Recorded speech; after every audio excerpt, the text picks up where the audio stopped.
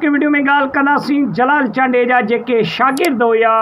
उन्हनि जे ज़िंदगीअ जे बारे में के चंद शागिर्द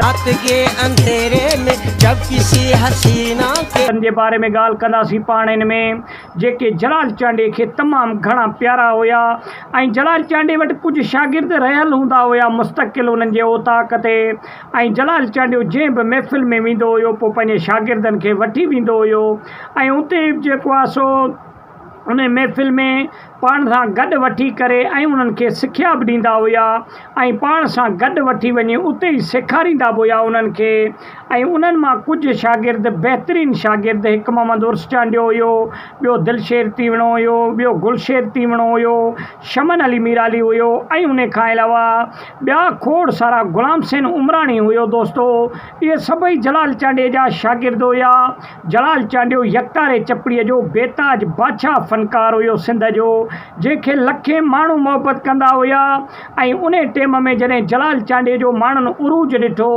ऐं जेको आहे सो सिंध में जलाल चांडे खे मक़बूल थींदे ॾिठो त खोड़ सारा फ़नकार तॾहिं थिया जॾहिं जलाल चांडे खे तमामु घणी मक़बूलियत में ॾिठूं, टोपीअ खे मक़बूल थींदे ॾिठूं, यकतारे चपड़ीअ खे मक़बूल थींदे ॾिठूं ऐं उन खां अलावा यकतारो चपड़ी पहिरीं दरगाहनि ते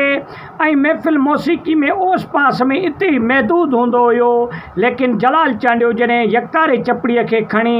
सॼी दुनिया में मुतारिफ़ करायो त पोइ यकतारे चपड़ीअ जो एॾो उरूज आयो सिंध में बल्कि पूरी दुनिया में जो माण्हू हमेशा यकतारे चपड़ीअ जो ई कलाम ॿुधणु पसंदि कंदा हुया।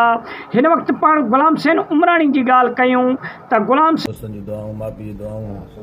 मुर्शिद जूं भलायूं दुआऊं, अलाह बाजार जा करम ख़ैर सां थी वियो। हाणे ठीकु आहियूं अल्हम्दुलिल्लाह। ॻाल्हाइण डॉक्टर मञा करे तव्हांजी महिरबानी सभिनि जो अदा थी हुसैन उमराणी बि सिंध जो हिकु बहितरीनु फ़नकार आहे, लेकिन हिन वक़्तु ज़ेरे इलाज आहे अस्पताल में जो गले जो उन जो ऑपरेशन थियो आहे। दोस्तो अॻियों वीडियो असां तव्हांखे ॾसियो गुलाम हुसैन उमराणीअ जो ऐं अॼोके वीडियो में थोरी घणी ॻाल्हि कंदासीं। उनखे डॉक्टरनि मना कयो आहे ॻाल्हाइण ते, लेकिन उन हिकिड़ो नंढिड़ो पैगाम पंहिंजो जारी कयो आहे सिंध जी आवाम जे लाइ। उहो पैगाम बि तव्हांखे ॿुधाईंदासीं गुलाम हुसैन उमराणीअ जो त उन में गुलाम हुसैन उमराणी छा पियो चए सिंध वासियुनि जे लाइ ऐं जेके पंहिंजा परस्तार हुया गुलाम हुसैन उमराणी जा उन्हनि जे बारे। दोस्तो गुलाम हुसैन उमराणीअ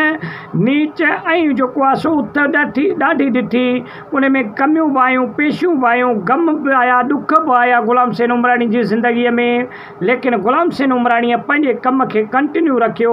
ऐं गुलाम हुसैन उमराणीअ पोइते लोणो न हुयो। दोस्तो गुलाम हुसैन उमराणीअ खोड़ सारनि महफ़िलनि में माण्हुनि कुटको बि ॾिनो गुलाम हुसैन उमराणीअ खे ऐं खोड़ सारनि जॻहनि ते गुलाम हुसैन उमराणी खे तनक़ीद बि ॾाढी थी। छाजे करे जो गुलाम हुसैन उमराणी नशो ॾाढो, शराब ॾाढो पीअंदो हुयो, जंहिं बि महफ़िलनि में वेंदो हुयो पोइ किथे किथे बाबलिंग करे वेही रहंदो हुयो, पोइ आवाम खे इहे ॻाल्हि न पसंदि ईंदी हुई, पोइ इन जे करे किथे किथे जेको आहे सो कुटको बि ॾिनो ऐं जेको आहे सो उन जी ॾाढी तनक़ीद बि कयूं गुलाम हुसैन उमराणीअ जी। लेकिन हिन वक़्तु असां अलाह खां दुआगो आहियूं त गुलाम हुसैन उमराणी जेको आहे सो जल्द सिहतबाद थिए ऐं उन जा जेके ऑपरेशन थियल आहिनि, गले जो थियल आहे या कंहिं ॿिए क़िस्म जो थियल आहे, उहो त हाणे पाण जॾहिं ईंदो त पोइ हिकु वाज़े ख़बर पवंदी, लेकिन थोरी घणी इन वीडियो जे मैसेज में इहा ख़बर पई आहे त गुलाम हुसैन उमराणी जी ऑपरेशन थी वई आहे ऐं हींअर ॻाल्हाइण तां उन खे रोकियो वियो आहे, लेकिन उन जी तबियत बहितरु आहे ऐं उमेदु आहे त चंद ॾींहंनि में उहो रिलीज़ थी ईंदो ऐं पंहिंजे कम खे कंटिन्यू रखंदो। त वॾी महिरबानी, उमेदु आहे त नंढिड़ो वीडियो तव्हांखे पसंदि आयो हूंदो। वीडियो खे लाइक